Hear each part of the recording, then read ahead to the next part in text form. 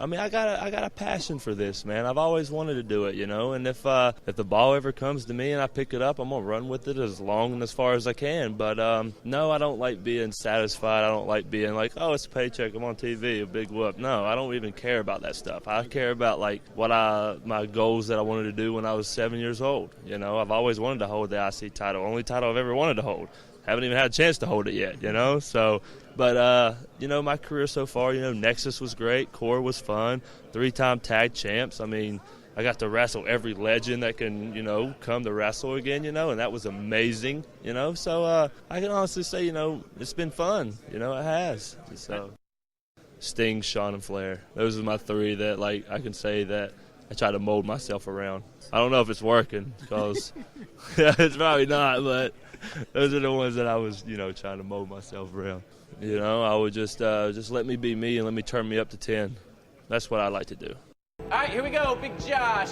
So let me just be myself turned up to 100, and that's the Yeti, man. Coming down in 5, 4, 3. WWE Universe, NXT Universe, greetings.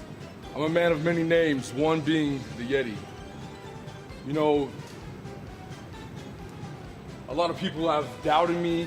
Naysayers will say what they want, but when it comes down to the nitty-gritty, I am a new piece of meat. But the difference is this piece of meat has been marinating in a special type of sauce, and that sauce is infectious. Yeti Nation, I need you to do what you've been doing, okay? Keep doing what you're doing, stand up. Yeti Nation.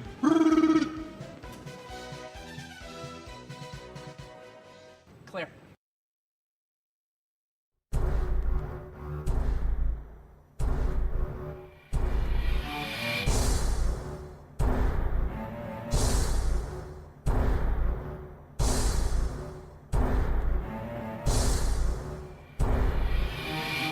Oh my gosh!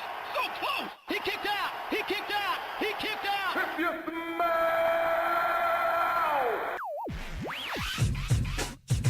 Smash him!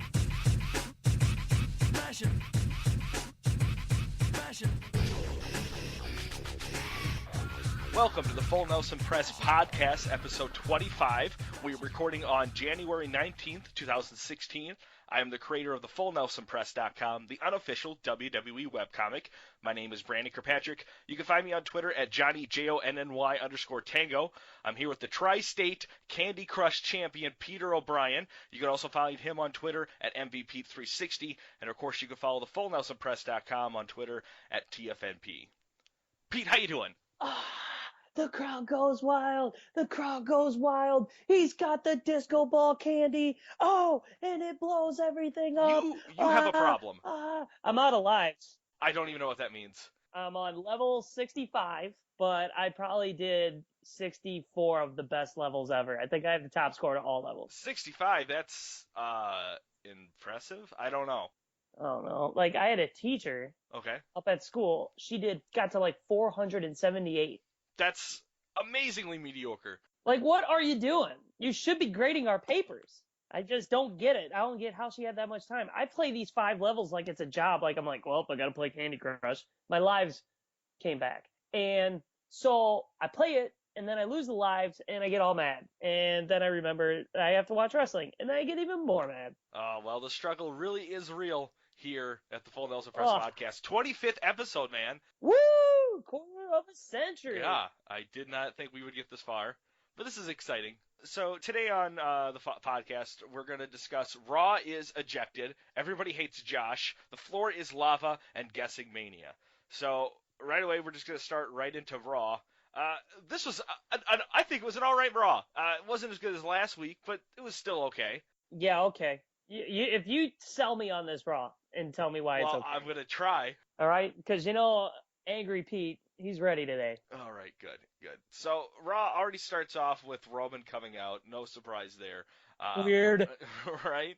Roman starts off by reminding us that this Sunday he'll literally have to defend his title in the Royal Rumble match. Okay, I guess. I mean, we know this. Yeah, we already get it. That's strike 1 on this show, by the way. This Raw show. Are you going track with of the 3? strikes. Okay, I was going to say, if you're only going with the 3-strike rule, I wouldn't use it now. No. Well, we're the pitcher, and we're keeping track of how many, like, strikes we throw. So strike one. Stop opening the damn show with Reigns. It's boring. Oh, don't do that, because if you don't open with Reigns, then you have to open with the Authority. It's how it works. No, it shouldn't be how it works. It should Well. open up Kevin Owens calling out Ambrose Stop. about the Intercontinental match. Yes. Why? Or have the Wyatts actually come out and be like, the Rumble is mine. Or then have the Social Outcasts come out. You know, like, do something different. Nobody wants to see the same dun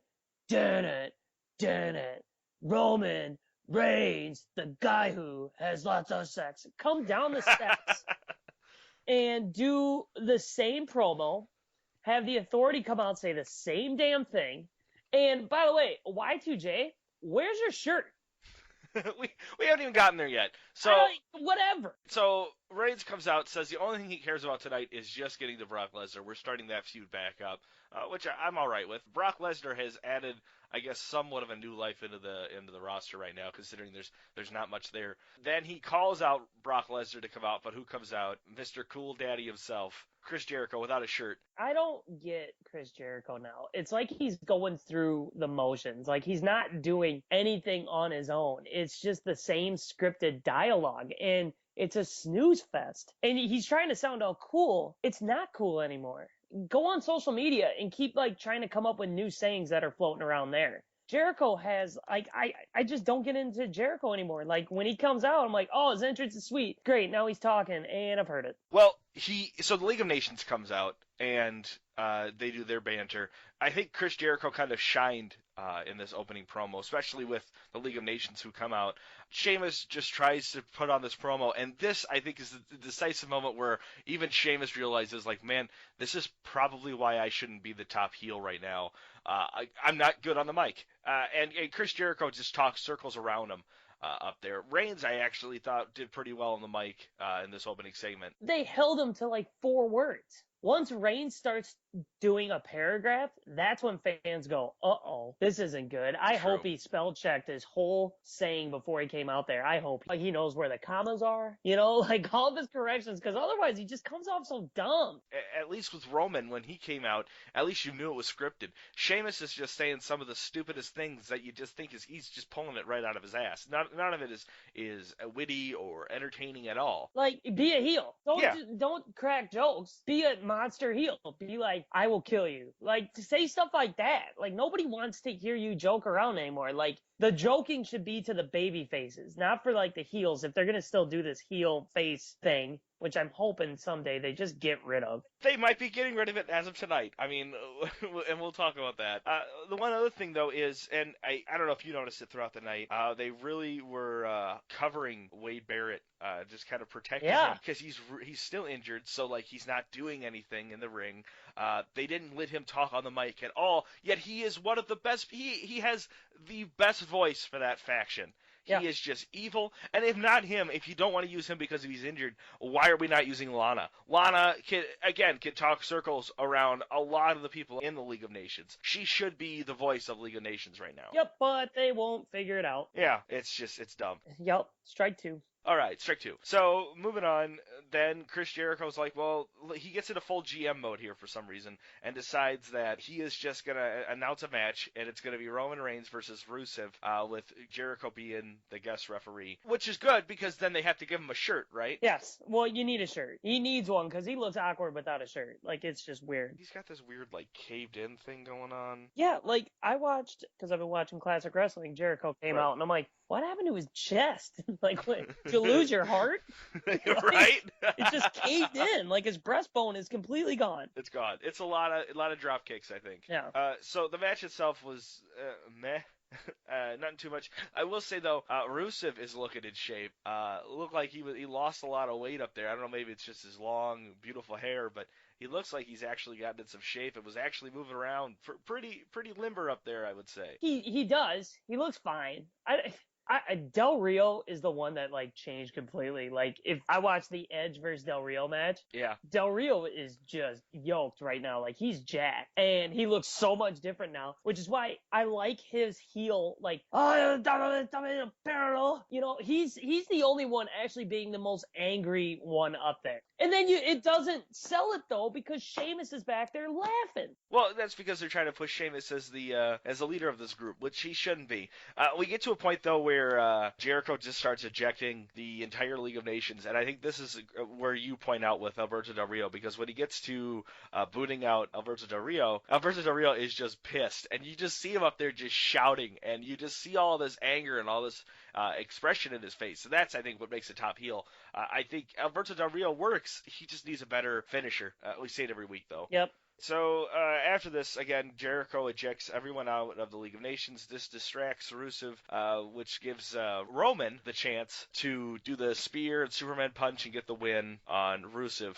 After the commercial break, though, we get to see a happy-go-lucky Chris Jericho walking backstage until he runs into Stephanie McMahon, and they have some kind of banter there. Well, he tried to bring back his stupid Saigon, dirty, walking tramp. They just can't work this day and age. It doesn't work because it was random. Mm-hmm. He should have said something that's like, sorry, Steph, you look like a bitch. Or like, geez, Steph, I can definitely tell Triple H has been taking you to the woodshed lately because you're not walking right. Like something like that, like, you know, to tie in what he used to do, but then make it edgy. But no, they can't because it's PG. No. Strike 3. That's a third strike right there. Okay, I'm glad you're keeping track because I've already lost count.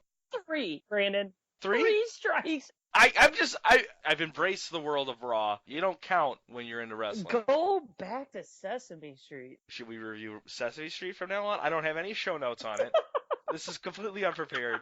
Can you tell me how to get? Don't sing it.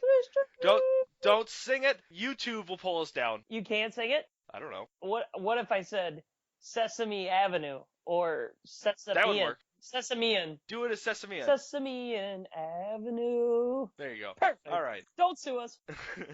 Moving on. Brie Bella versus Natalya. This was just a cheap match, just to promote Total Divas. It's back. I feel so bad because it's like we spent this entire year trying to do this Divas Revolution, and we're right back to this shit. Paige comes out face. Yeah, why? What the hell happened? Wasn't the last thing we saw was everyone was trying to figure out who beat up Natalya backstage? Yeah, and Paige was calling her out. But now they're friends. Yeah. Okay, that's just lazy writing. Not even writing. It wasn't even written well, and it's just like right when I saw Total Divas is coming back, I'm like, great. So these girls are going to get airtime for no freaking reason. Just because of a stupid, terrible show that should be canceled. Now, do you think Paige is like regretting going on this show now? I think ever since she's been on Total Divas, her character has been just garbage person because she's friends with everybody. So Total Divas is showing them backstage like having fun and joking around. How are we supposed to like take it then serious that Paige and Alicia Fox hate each other? Because they don't. They're like best friends. Not only that, I think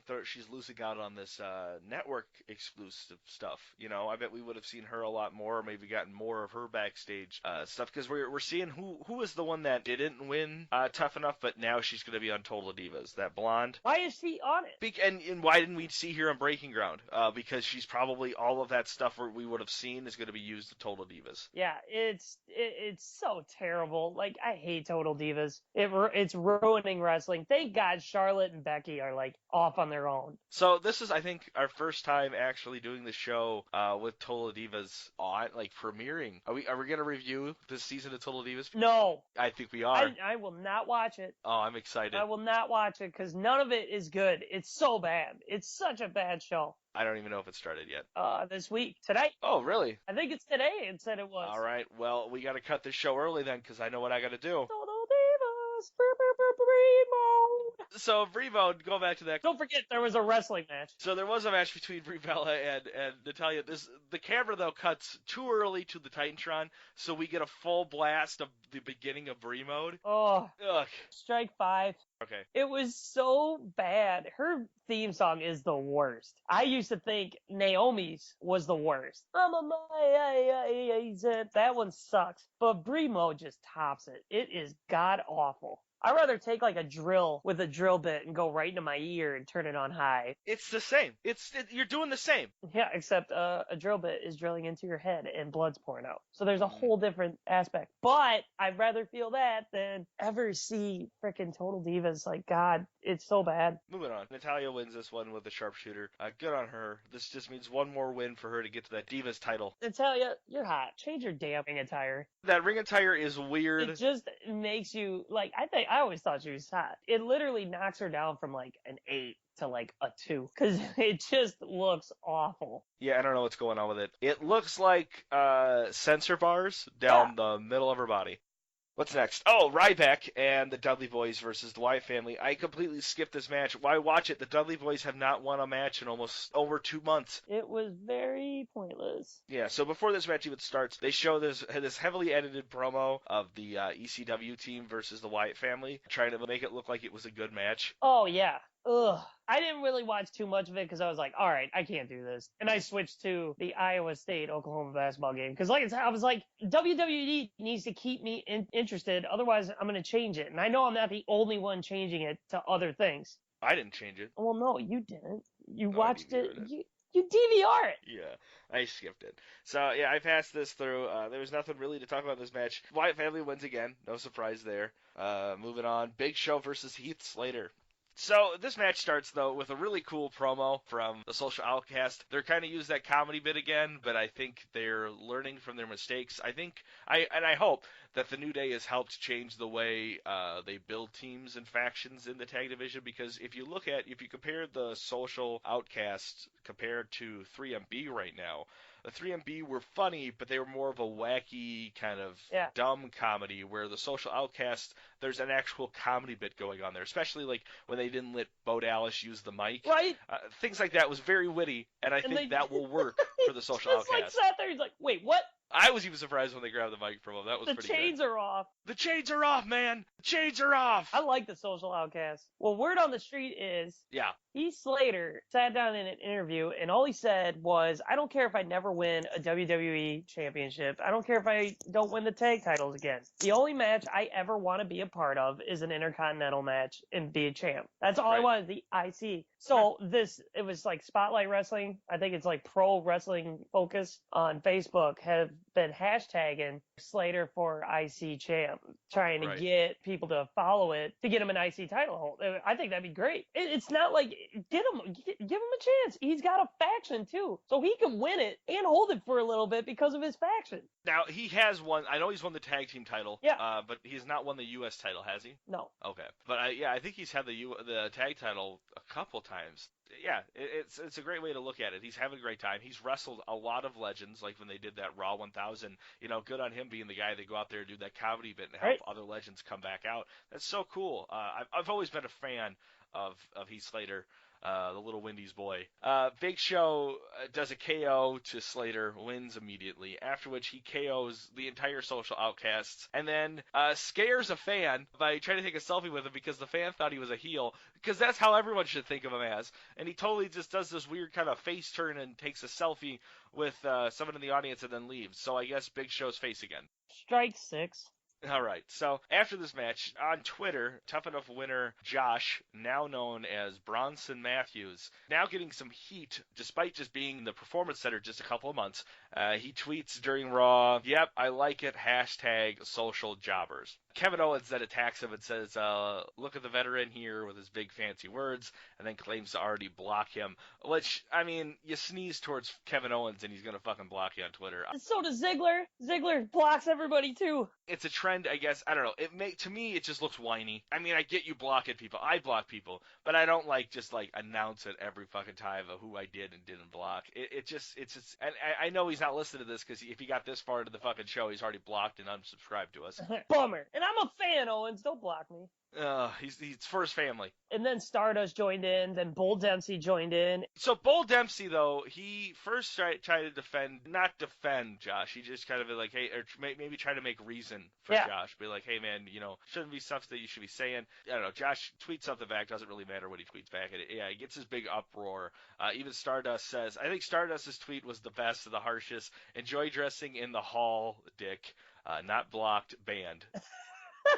kind of a sour thing to say to the guy, but what do you do? I was just saying, if you're trying to get into the business and you have this many people coming at you, you better shut up. Now, this is funny because I don't know if you saw my most recent comic. Yeah. I did the Social Outcasts, and I gave them the T-shirt Social Job Squad. I'm sure if they see that, they're just going to already get pissed off about that. But when I did it, I think of it as that's kind of what they are, the modern-day Job Squad. They remind me of, like, the Job Squad, like the qualities of that group that was called the Job Squad. But I don't think the Social Outcasts could be jobbers. I think they could win, and they could do it right. They could be that annoying group that just keeps sneaking away with wins. Right. Right to Censor was like that. You didn't like them. They were annoying. Obviously not the same kind of gimmick, but they owned that annoying kind of side to it, which I thought was very enjoyable to see that. Not as a kid. As a kid, I hated that. I hate it. One of the Rumbles I watched, I just kept hearing warning, warning, and I'm like, oh, I hate these guys. I watched, I can't remember, I think it was like an Armageddon or something like that, and it had the 3-minute warning came up, and I think it was maybe like the third or fourth time that it finally had come up, and people were freaking out about it, and I was like, oh man, there's some shit like this I just miss.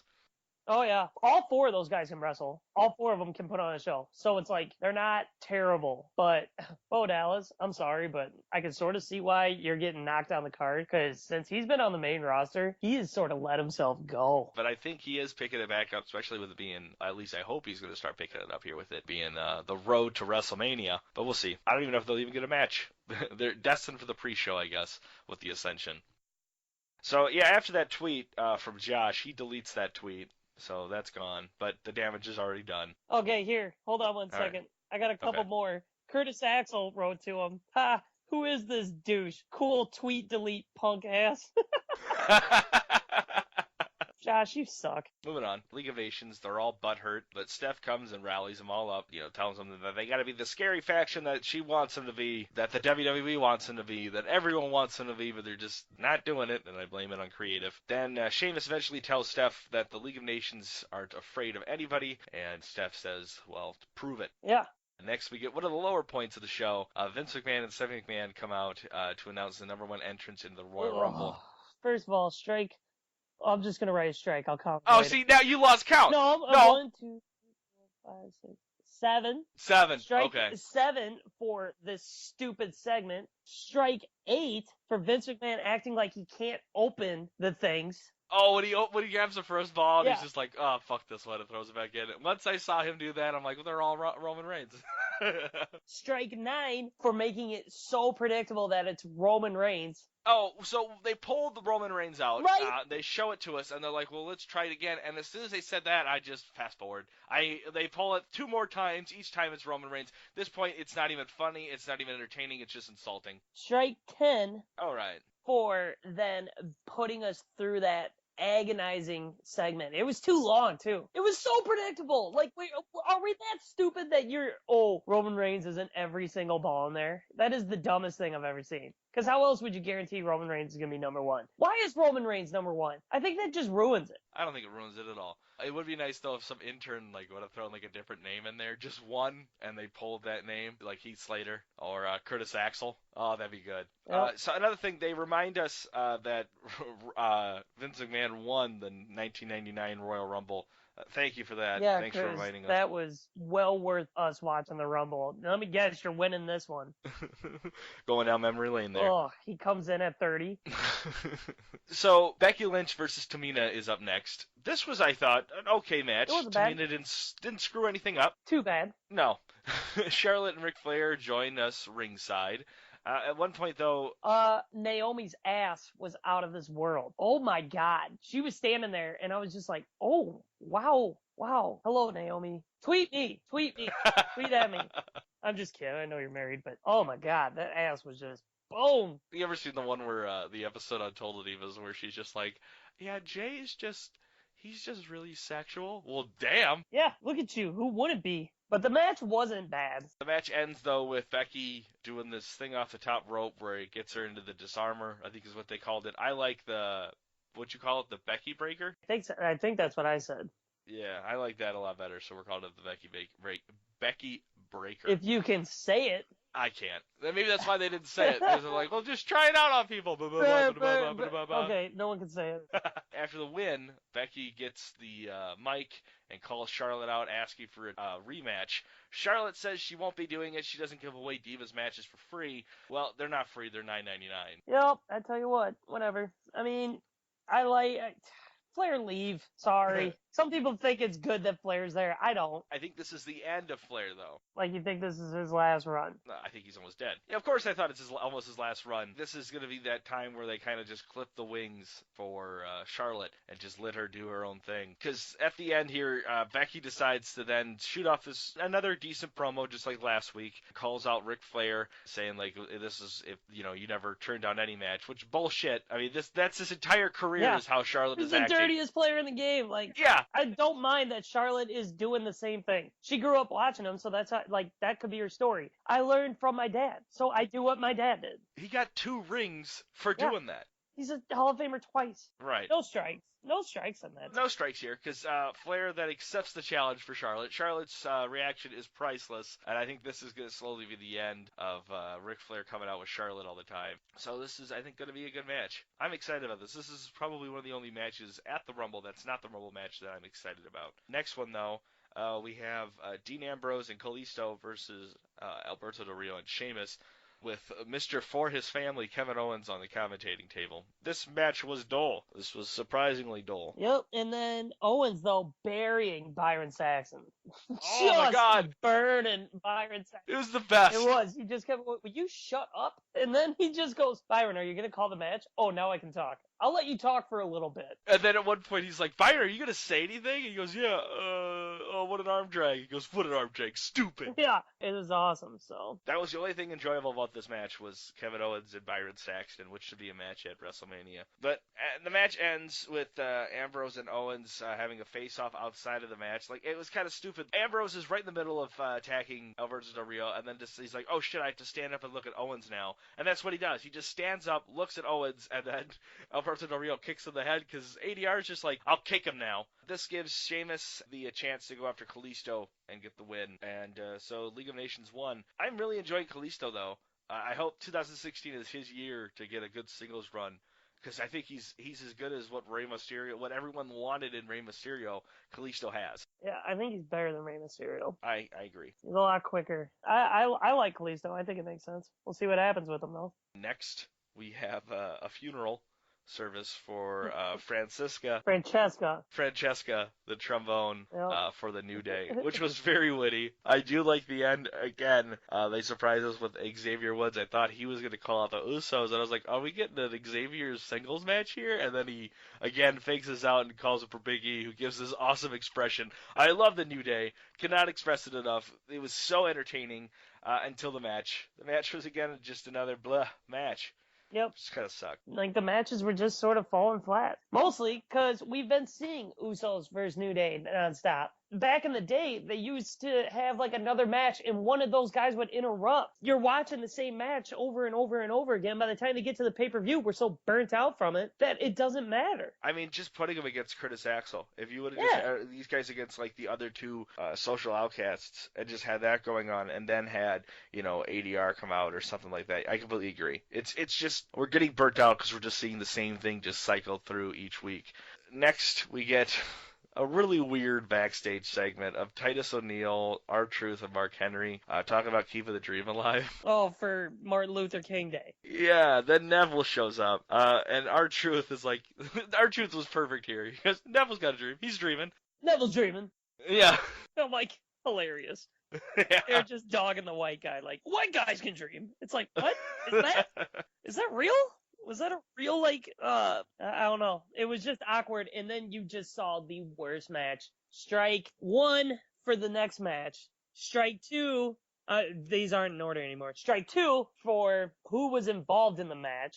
And strike 3, what was the point? Just to showcase, who else is in the Rumble? Because they said everyone up there is in the Rumble. Man, I don't like this new strike gimmick here. It's just not working. Well, let me finish this one because I'm really mad about this show. So we talk about who was actually in this match. It was the Ascension, Tyler Breeze, Stardust versus Titus O'Neil, Mark Henry, R-Truth, and Neville. Pretty much all it was just a showcase everyone's finisher on the face side. Yeah, it was stupid. This was the main event of the night. Some things they did mention in this match, though. One, everyone in that match is in the Rumble. Another thing, this might be Mark Henry's last Royal Rumble. Okay. Yeah, okay. Forgot he was still there. So next we have the biggest highlight reel in WWE history. That's a pretty big moment, man. We are covering that here on the podcast. Yeah, it was huge. It's an honor. So Chris Jericho starts this. He addresses Lesnar. Speaking of which, this whole thing about it being that they're advertising it as the 3 most likely people to win the Rumble are Chris Jericho, Brock Lesnar, and Roman Reigns. But they keep billing it as Roman Reigns and Brock Lesnar with Chris Jericho. I don't have words. Whatever. Keep going. Chris Jericho calls out Brock Lesnar. This is the second time Brock Lesnar is getting called out, but he does not come out. Paul Heyman comes out and pulls the old Chris Jericho move on Chris Jericho himself. They have this banter going on. I don't understand why Brock Lesnar didn't come out with Paul Heyman. The banter, though, between Paul Heyman and Chris Jericho was pretty good because they're both really good on the mic. But the big takeaway to this is it kind of just felt like they weren't including the crowd, and I think because of that, the crowd was completely bored and unenthused with this, which kind of just put a damper on these two talking to each other. Well, they've known each other for years. Yeah, but they kind of talking about it like it was like this week on Chris Jericho's podcast kind of thing. Yeah, it was a missed chance. Like, it didn't work. It was a wet chant. Yeah. What you're saying? It was just misty. Terrible. Shut your dog up. Well, he's mad about the segment too. Like, he's not. Folks, this is Samson. Samson, shut up. I need to edit this out. Sam, get over here. Don't call him over. No, get over here. Yeah, you're gonna have to edit this out. You ruined a good thing, Samson. Lay down. All right, we're back. I think he's quiet. I think I got him. What a dumb dog. So, what you guys missed was the dog lunged at Pete. He had to go to the hospital. Yep, I'm in the hospital right now. I'm in the ER. The dog has been put down. That's Pete's second dog. He had to get another one. Oh my God. We're running into the same We're gonna problem. be editing this show forever. So he's all mad about the segment too. He really doesn't like what happened. And we're back. And we're back again. So back to the match. Chris Jericho then starts questioning Paul Heyman about does he think that Lesnar actually has a chance of winning this Rumble. Well, quite frankly, he does, because Brock Lesnar can kill all 29 other men who come into this match are going to be killed by Brock Lesnar.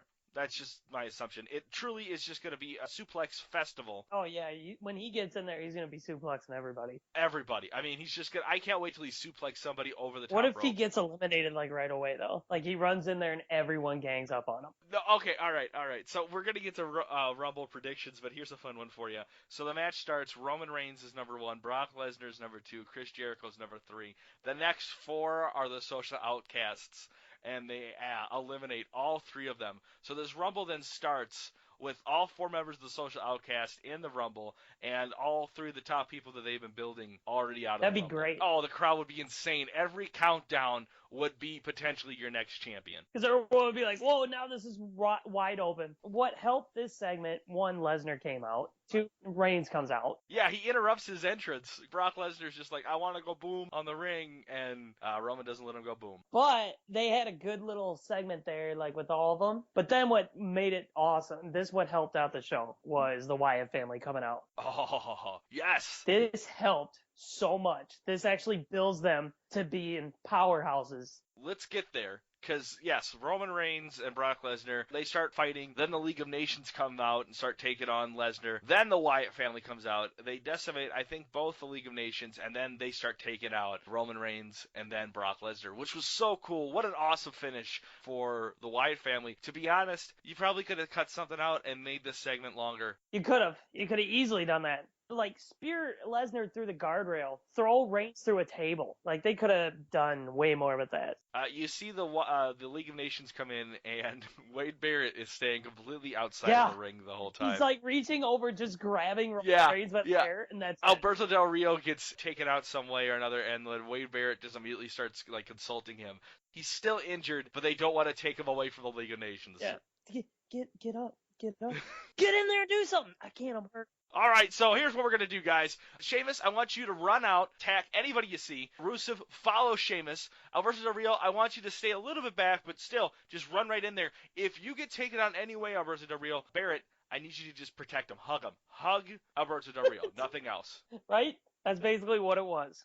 And yeah, so the Wyatt families and the show. So they're really building stock here. They're putting up multiple things here, multiple storylines to kind of feed into who's going to be winning the Rumble, what's going to be the big things of the Rumble. I hope the Wyatt family really does shine, all 4 of them in the Rumble. I want Bray to win it. Yeah, it'd be so awesome. So we're recording this again on January 19th, so I don't think we have NXT to talk about, do we? Nope. No. All I see is just like a prediction thing. So they don't have anything right now. We don't predict anything here. We just talk about what is fact. So before we get to the Royal Rumble predictions, let's get our duds and studs of the week taken care of. Who is your dud of the week, Pete? Vince McMahon again. For what? For just what did he do? Being there. What? For being there. Being stupid, doing All the right. stupid announcing of Reigns is number 1. Like, it just fell so flat. All right, so that's your dud of the week. I got to go with Josh. What a douche. Douchey Josh. Josh is also, he's up there, but God, Josh, you need to shut your mouth. Even after Breaking Ground, I was like, that's your thing that you're telling everyone that you're a $500,000 richer than everyone else in that room? Right. You are the worst. You just put a target on your back. Do you think he's getting as much heat as ZZ? I don't think so. I think the heat that Josh is getting is more of like, you self-centered prick, where ZZ, it's like, you're lazy and you could get us hurt, Right. but we can see, like, you're trying. Like, people are trying to help him. All right, so stud of the week, Pete. Wyatt's. The Wyatts. I like that. Giving it to the Wyatt family. I didn't really pick one this week, but I think I'm going to go with Becky Lynch this week because, again, she had a really good promo. I'm really getting into this Divas match, finally. And it surprises me because at the beginning of this, I think Becky was like on the low of my totem pole for these Divas getting called up. Was really not impressed by her, but I'm finally warming up to her, I think. So Yeah, they finally are letting her, like, do something. yeah.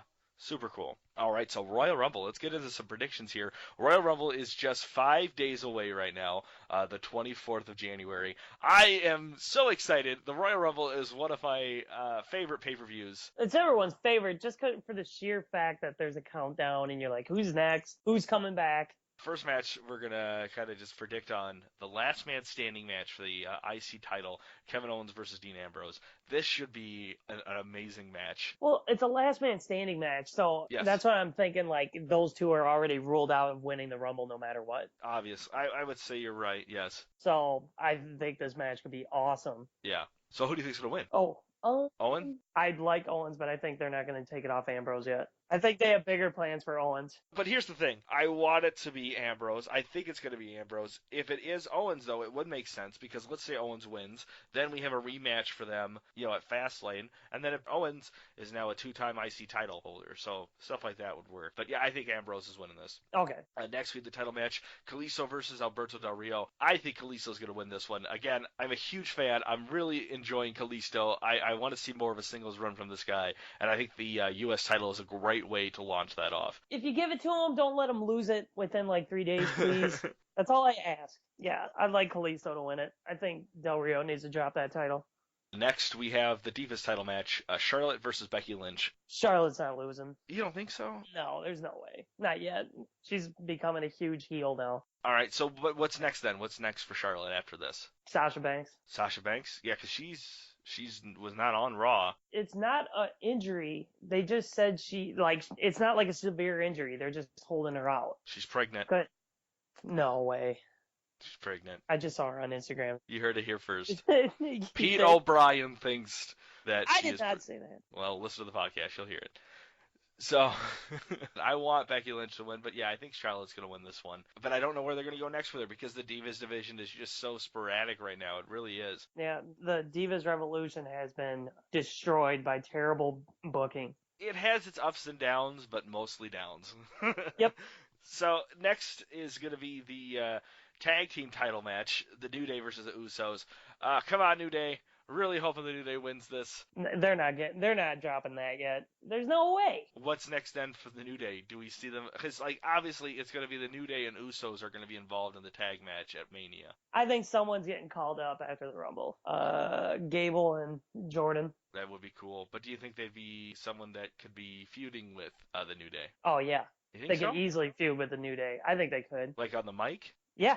Okay. They're pretty decent on the mic, so I think they could. I just don't want the Usos to win again. Because literally, WWE is keeping it so we only have 2 tag teams. Yeah, really. Like, you have more. You do. And some of them are a lot more enjoyable than the Usos. The Vaudevillains. Ascension. Yeah, like, seriously. Dawson and Wilder. Enzo and Cass. Right. Everyone in NXT is more entertaining than everyone else on the main roster except the New Day. We just need more Lost Matadors. Bring them back. I didn't mind Prevo and Epico with Rosa Mendes. That was cool. That was a lot better than the fucking thing they got going on now. Another wrestling group that has too long of an entrance that just kills the audience. So up next is the actual Royal Rumble match. So we have to pick off some numbers.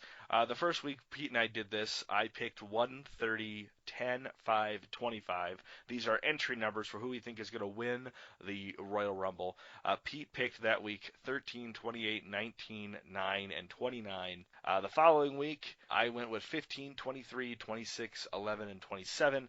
And Pete went with 6, 22, 27, and 12. We had kind of discussed this because at first we thought we'd do it for a Radio Shack gift card, but that didn't work.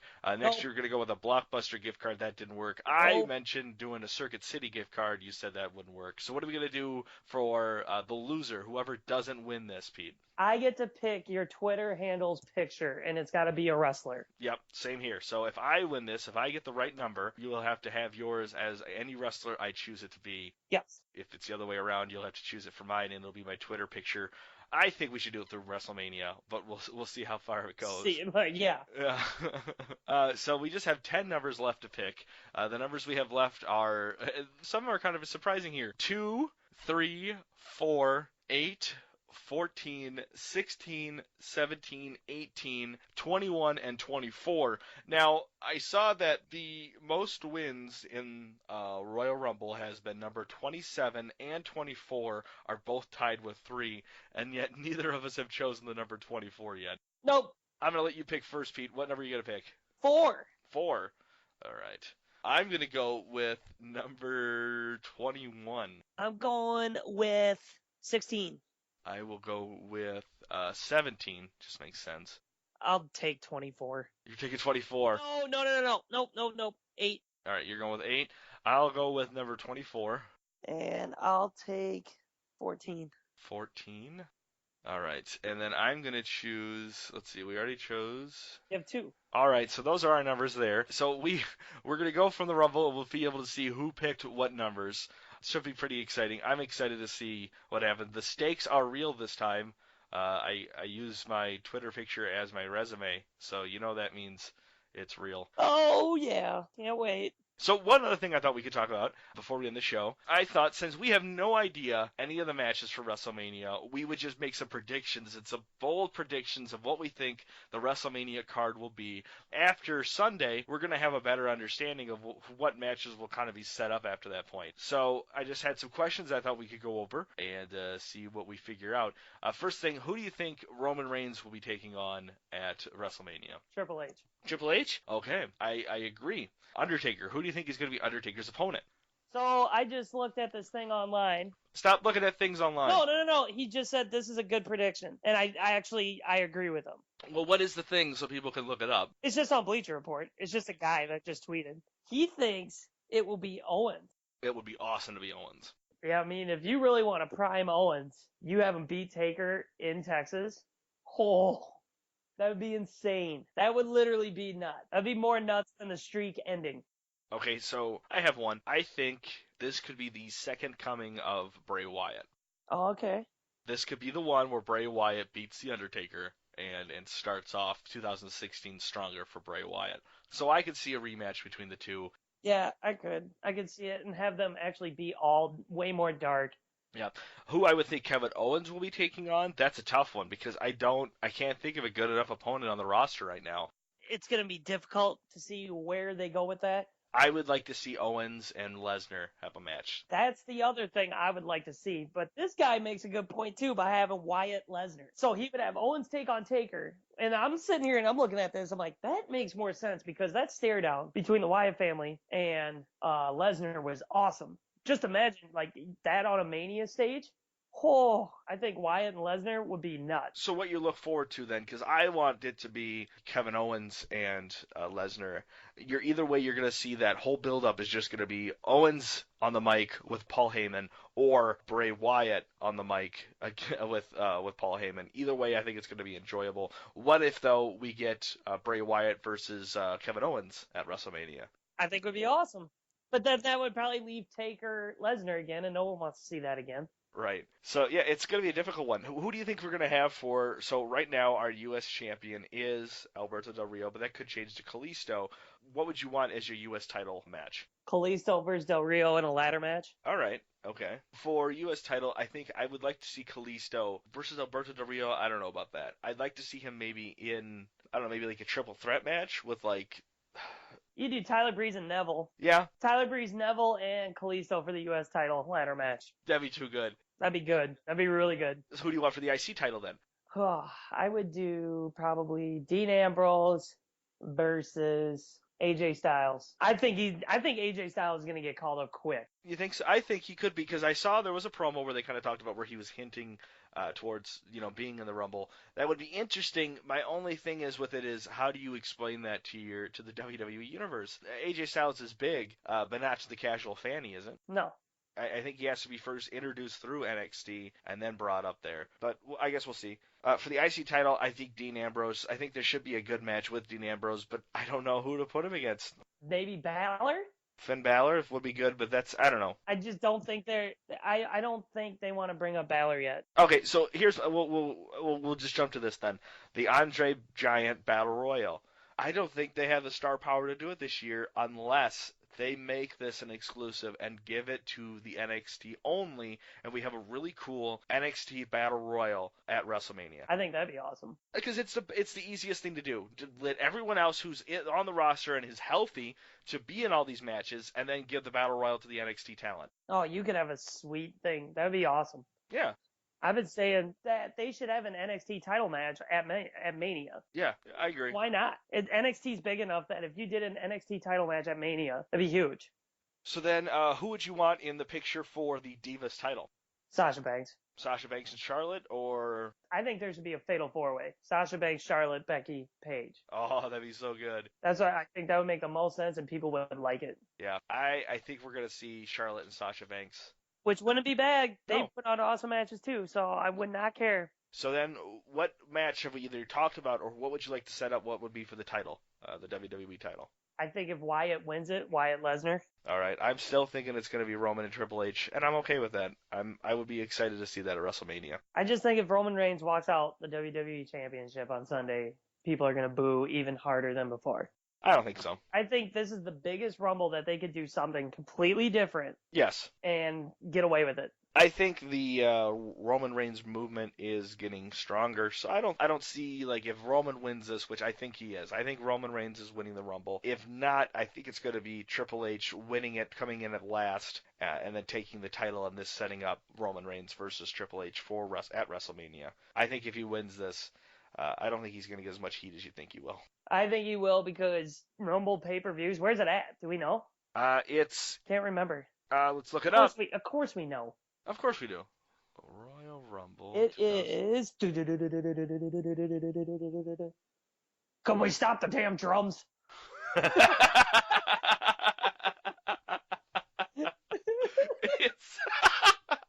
I forgot about that. Oh, it was the best. That was the real Vince McMahon right there. That was the realest Vince McMahon you will ever hear. It's in Orlando, Florida. Ooh, a Rumble is in Florida? Yes. Oh, so you could get some NXT talent up there. Who do you think is coming back for the Rumble?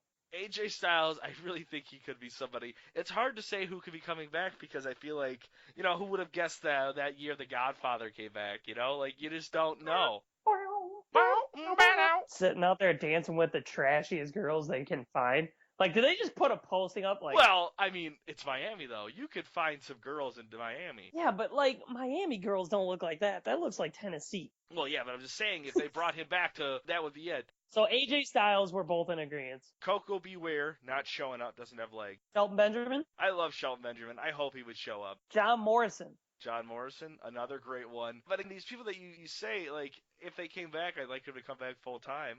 Yeah. Carlito came up last year a couple times.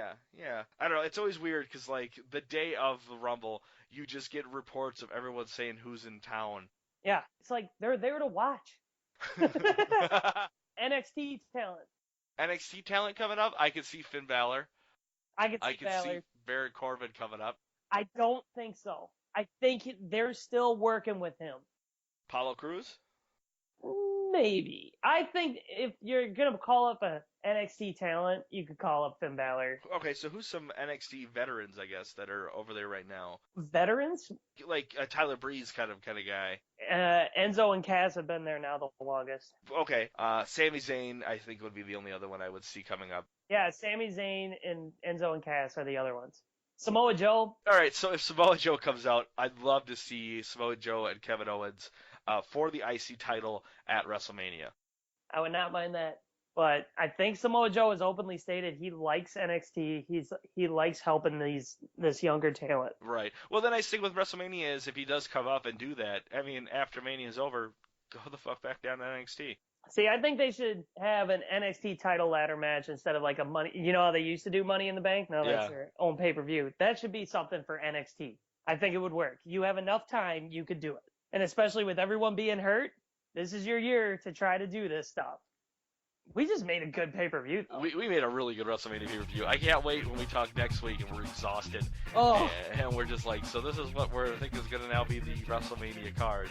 But right now is the most exciting time because you don't know what it's going to be. Nope. Pete, what are we going to need to show this week? Something with cut the damn drums. Yeah, that's it. Could you turn those drums off? All right, so yeah, the Full Nelson Press number 25, the drums are off. That's what there this you one's go. called. The drums are off, man! The drums are off! Not the gloves and drums! So if you're watching this on YouTube, don't forget to subscribe and like our video.